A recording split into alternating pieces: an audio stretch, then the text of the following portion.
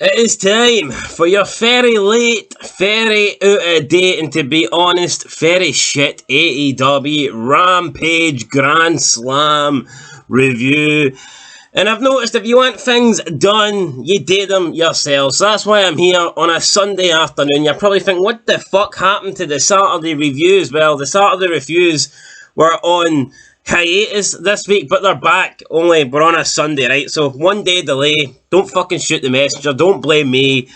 Had to get up Sunday morning, watch this shite. It's not really exactly what I want to be doing with my day off, but has to be done. So I guess Rampage this week is 2 hours because it's Grand Slam week, which means more shitty hours of AEW to watch. I would rather both shows be 1 hour. I'd probably rather both shows be 30 minutes. I'd probably rather both shows not exist, to be honest. That's what I would prefer. If I could trade AEW for like 2007 to 2010 TNA, then that would be the dream ticket for me. I would love for TNA to be good, for TNA to have prime Kurt Angle, prime Kevin Nash, prime fucking all those, prime Scott Steiner, who's fat, prime Sting. And speaking of Sting, he kicked off tonight in an opening tag team match. It was the House of Black versus Sting and Darby Allin. Not quite sure how the House of Black are going to exist when they're named after the leader who's no longer in the company. Now they're called the House of Black. I mean, could you imagine... imagine Evolution being called, we're riding the big nose of Triple H or something, and then Triple H leaves WWE, and then Batista and Orton come out to, and please welcome to the ring, riding the big nose of Triple H, Randy Orton and Batista. Yeah, it wouldn't really work, right? So I don't see how the House of Black's going to work when the leader isn't there. He doesn't exist. He's gone. So Sting and Darby Allin come out. They don't even get their entrances. They get to the top of the ramp. House of Black then come out and attack them. You've got Brody King beating up Darby Allin. You've got Buddy Murphy jumps on the back of Sting. Sting throws him off, and then we have Julia Hart jump on the back of Sting. Brody King and Darby Allin brawled into the ring, whereas Sting and Murphy are like fighting on the ramp, and Sting's fighting Murphy, but the entire time Julia Hart's like hanging on to his fucking bag. It's kind of like, you know, when a dad is giving his wee kid like a piggyback like on a date or something. That's what it was like the whole time. Julia Hart's just hanging on to the back of Sting. I mean, whatever. Then we get into the ring. Darby Allin's taken out. There's tables set up on the outside. Sting puts Murphy on top of a table. He goes to the top rope. He's going to dive from the top rope to the outside.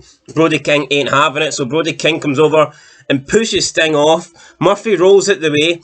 Sting crashes through one table, but his head like hits the second table, but not with like enough force to go through it, but with enough force to almost knock the fuck out of Sting, give him a big cut down the side of his face, and who knows, is this concussion territory? Maybe. I mean, this guy could have been in WWE having safe matches against legends, but instead, you know, he's in AEW getting thrown through tables in a meaningless bloody faction. It's not even a faction, technically it's a tag team. In a meaningless tag team with Darby Allin doing absolutely nothing. I mean, could you imagine Sting versus Rey Mysterio?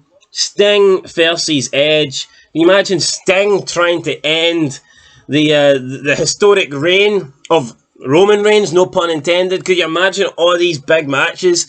We could have maybe got Sting versus Taker. I know Taker's retired, but if Sting was in WWE, who's to say we couldn't get some sort of cinematic match between Sting and Taker at one of these Saudi Arabia shows? Who's this? Or WrestleMania? Could happen. You never know. But we know it'll never happen in AEW because AEW don't have anybody really worthy of... And the people that you want Sting to actually face in AEW, he's never going to face anyway. Want to see Sting Jericho? Will we get it? No. Sting Christian? Will we get it? No.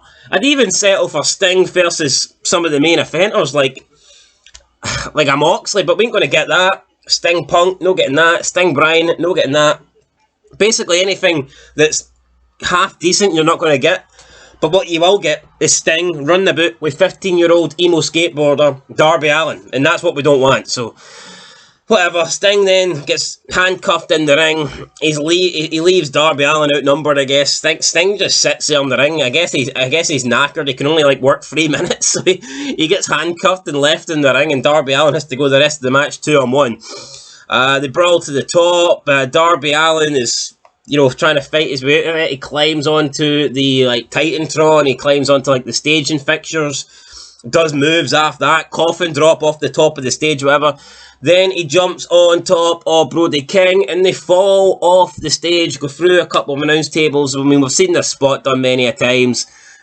Whatever, Then Murphy gets back into the ring. He's got a baseball bat. Sting's sitting on a chair. Sting's just laughing. Sting's accepted his fate. He's going to get his head caved in. Or is he? Because this music plays, lights go out. No idea who this guy is.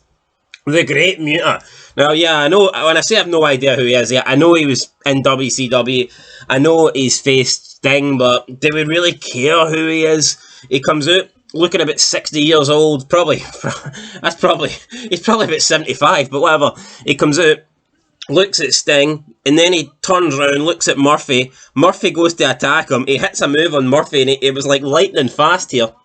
I mean, this guy is probably about a couple of nights sleep away for death. Yeah, he manages to hit this big fancy move on Murphy, and then Sting. Then he spits mist into the eye, green mist into the eyes of Murphy. Then Sting breaks the cuffs, gets up, Scorpion Death Drop on Murphy. 1, 2, 3, and that's it, guys. Your opening match is over, and it's Sting and Darby Allin with the win. I mean, was it a bad match? Was it a horrible match? No, but is this the best you've got for Sting? Sting at what, 64?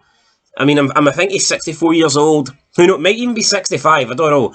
But is this the best you've got for Sting? I mean, this match could have been done with pretty much anybody.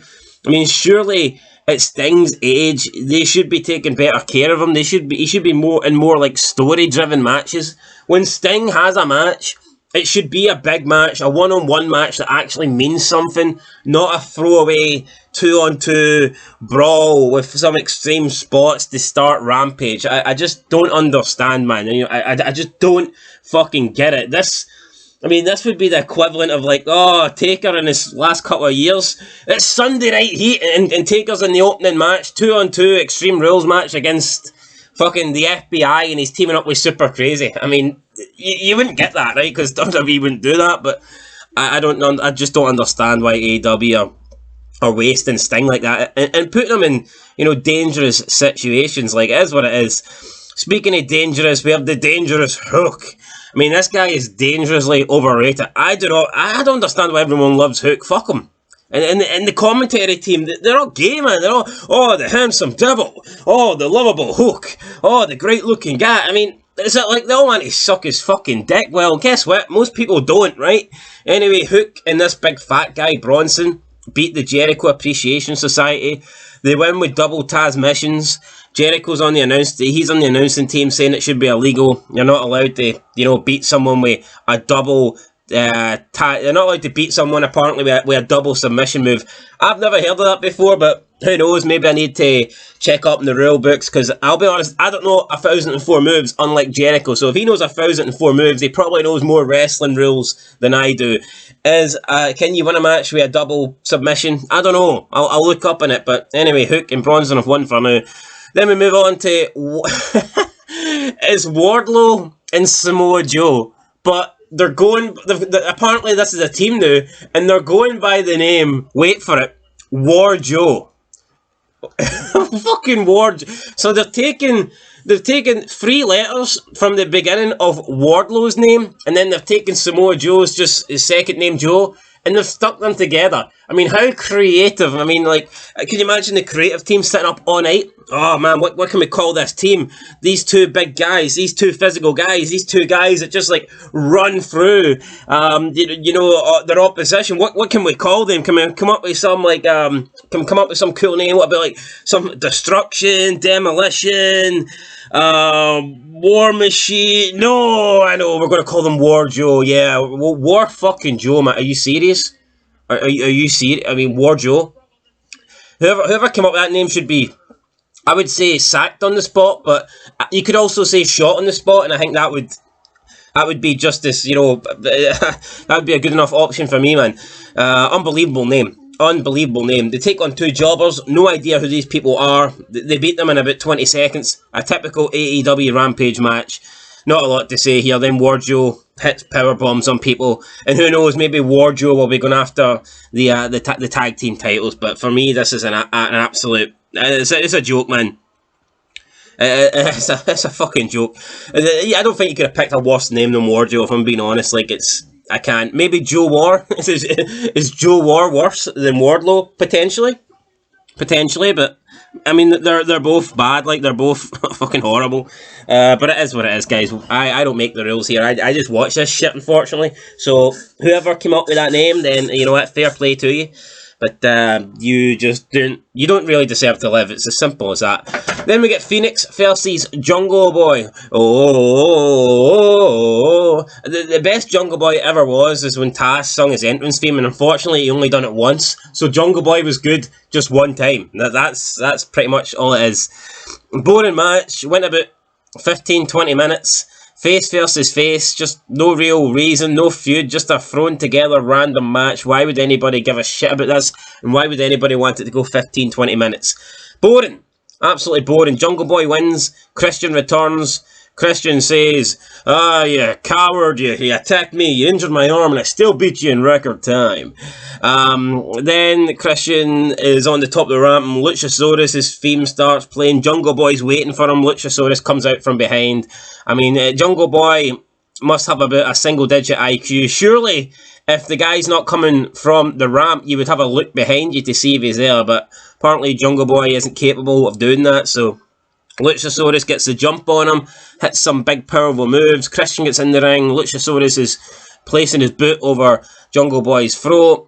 Christian then looks at his arm and says, "You may have took my right arm, but say hello to my right hand of destruction." So, I mean, it was a decent wee quote. I thought he was going to say my right hand man, but he changed it a wee bit. Right hand of destruction. Christian says that he wishes the Jungle Boy's sister and mother was here so they could see him get destroyed one last time.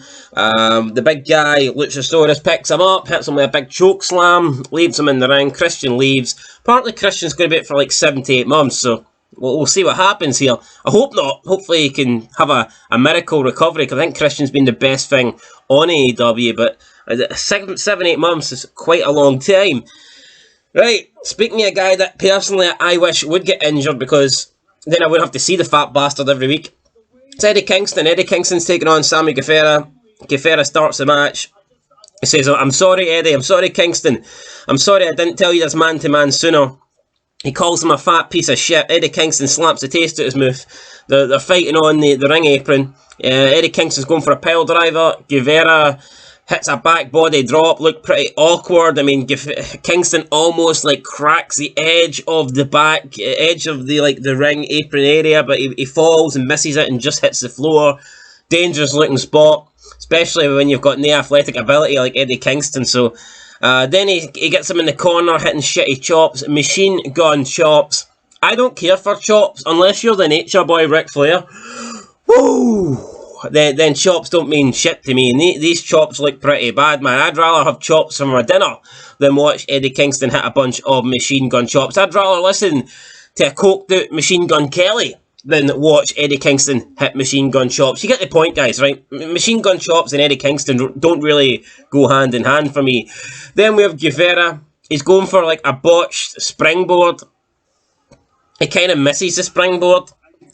He does it. He like jumps up and he doesn't have his balance correct. Then he kind of like does it again. Then when he does the springboard, he completely misses Kingston. Doesn't even reach him. So for about 5 seconds here, this looked awful. Then Kingston hits him with a dragon triangle reverse suplex or something like that. Then Kingston locks in a stretch submission. I mean, this looks terrible, but it gets the win. The referee just calls for the bell. Kingston refuses to let go. Sammy Guevara looks hurt.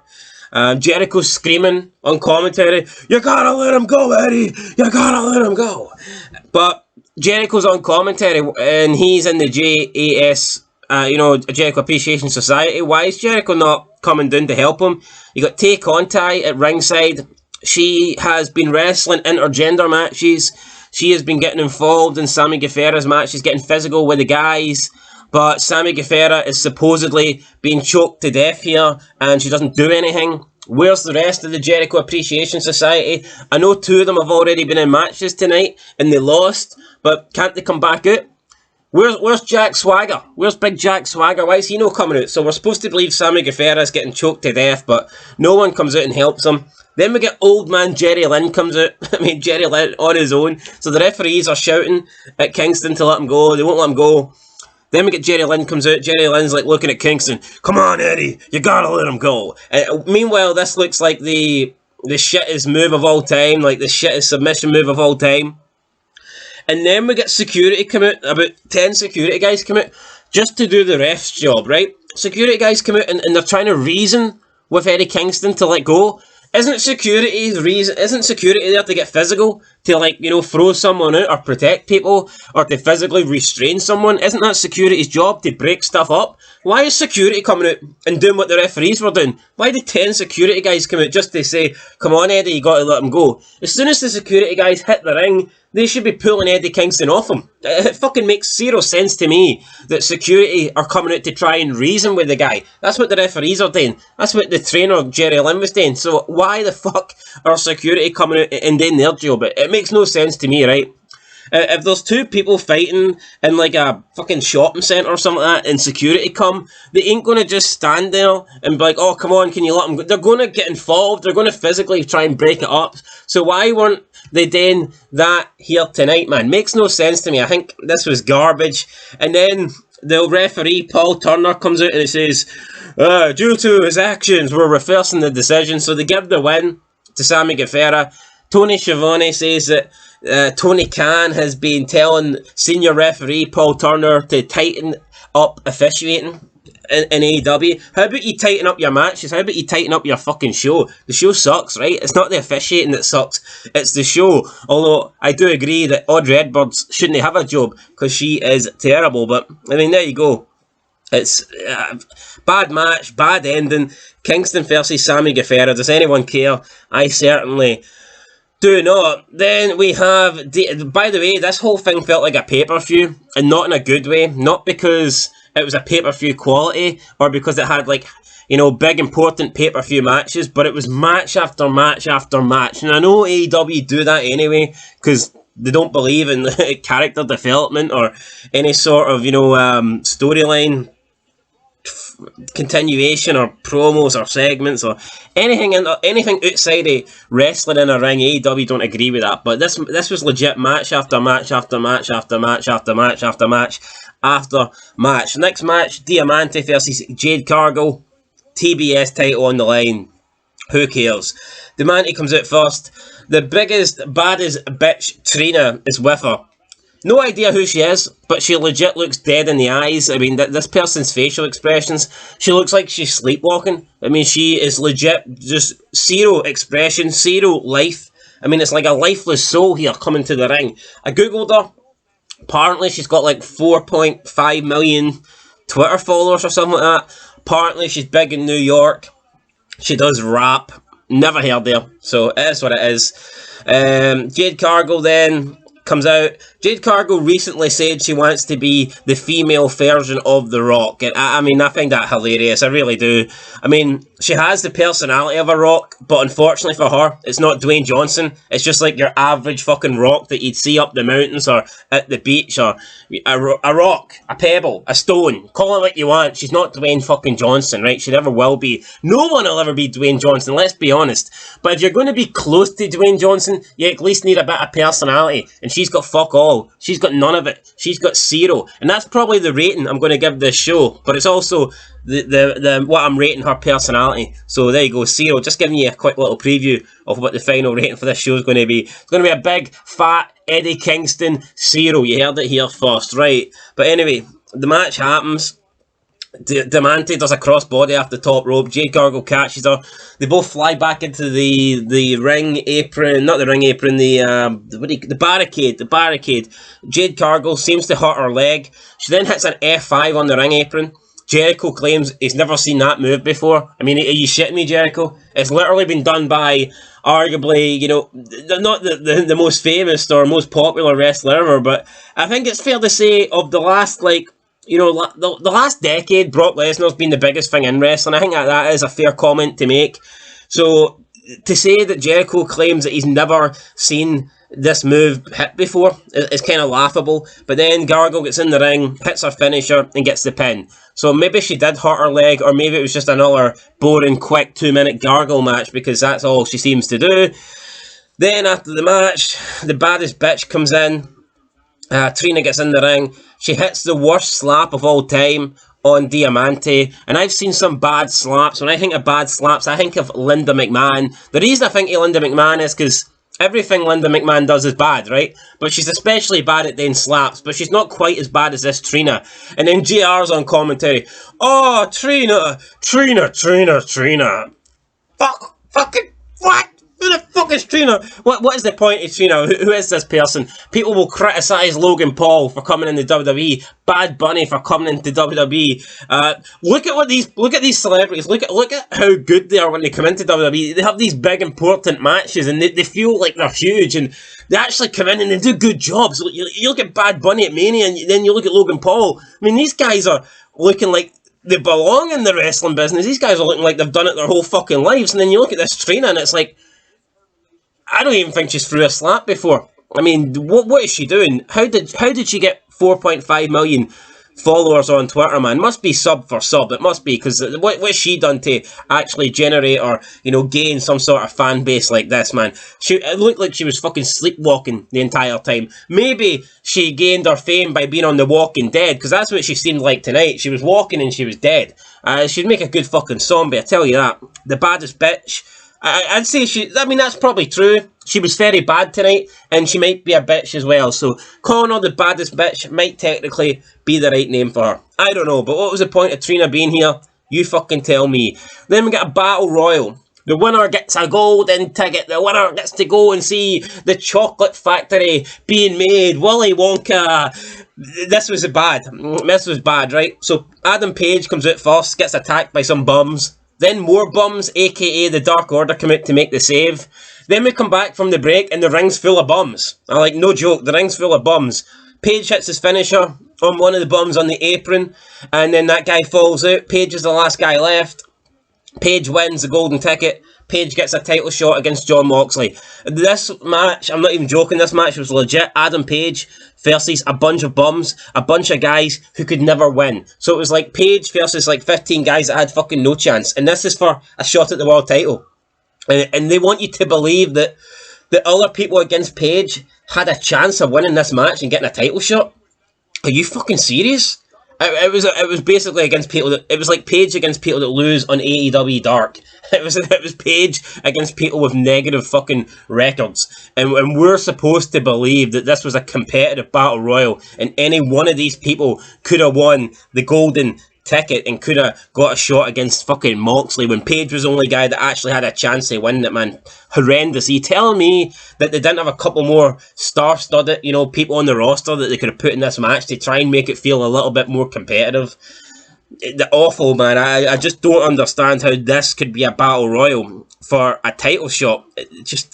And Page was the only guy in it. It's mad, right? Anyway, main event time. Thank fuck for that. Lights out match between Hobbs and Starks.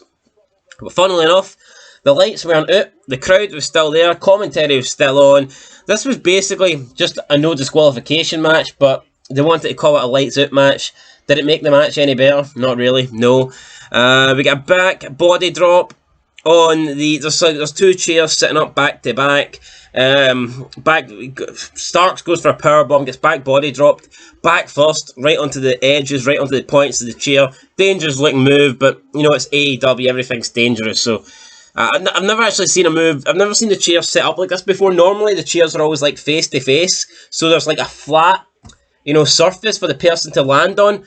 But they turned the chairs back to back so that Ricky Starks was legit landing back first, right on the fucking the back rest of the chair. Really dangerous looking move here, and for what? for about 10,000 people to watch it on TV. I mean, what's the point? Then Starks hits a running power slam onto a pile of chairs.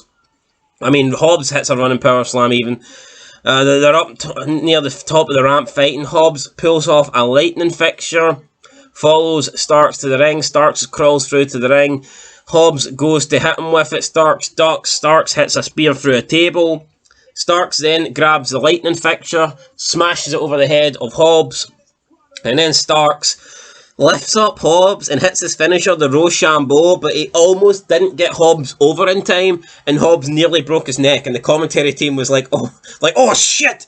And I guess they realised that his neck could have easily been broken here too. So yeah, just a really bad show in general. I mean, Ricky Starks wins. I don't mind Ricky Starks. I'm not going to sit here and say that I think everything about this show is horrible. I mean, I think Ricky Starks is okay, but he's a guy that I think would have potential in WWE, but in AEW, you just know the guy's going to do nothing. So who knows? Apparently, there's a bunch of people wanting out of the AEW contracts.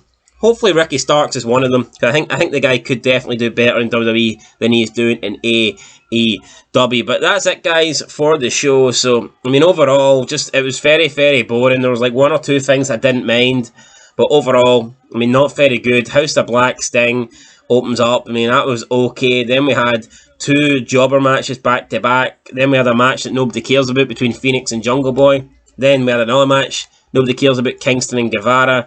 Then Diamante and Cargill was essentially just another jobber match. A battle royal with a bunch of jobbers and one Adam Page. And then we had the lights out match. So I mean, overall, guys, not a great show, to say the least. What can we take from this? We can take from it that Hobbs and Starks are 1-1, so there's probably going to be a third match down the line, and that Adam Page will be getting a title shot against Jon Moxley. So, yeah, guys, we'll see. But overall, in terms of rating, like I said, spoiler earlier, I said I was giving it a big fat 0. I'm not going to change my mind here. You know, in fact, I will change my mind. I'll give it a 1 out of 10. There you go. The opening match was okay, and the main event was okay. And Christian coming out, you know, Christian coming out, I guess. We got to see Christian Cage, damn it. Christian! You know, I mean, you get to see Christian. I give it a 1 for that alone. So there you go, guys. 1 out of 10. Till next time. Peace.